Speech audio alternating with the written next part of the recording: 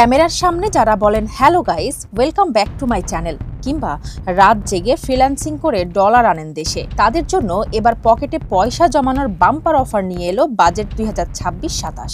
Content creator ও ফ্রিল্যান্সারদের আয়ের উপর বসা সেই ঝোলা ধরা 15% ভ্যাট এবার ফুৎকারে উড়িয়ে দিচ্ছেন অর্থমন্ত্রী আমির খসরু মাহমুদ চৌধুরী।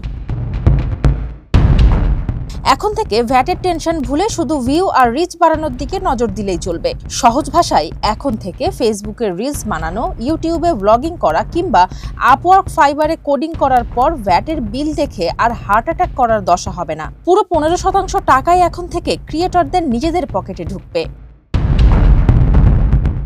সুখবর এখানেই শেষ নয়। নতুন স্টার্টআপ বা বস হওয়ার স্বপ্ন দেখা তরুণ আইটি উদ্যোক্তাদের জন্য ভ্যাটের বাজারে buy one get all free discount দেওয়া হয়েছে। স্থানীয় পর্যায়ে ভ্যাট তো মাপ হচ্ছেই, এমনকি নতুন অফিসের ভাড়া এবং বিদেশ থেকে সফটওয়্যার বা সেবা আমদানির ক্ষেত্রেও গুনতে হবে না কোনো 15% ভ্যাট।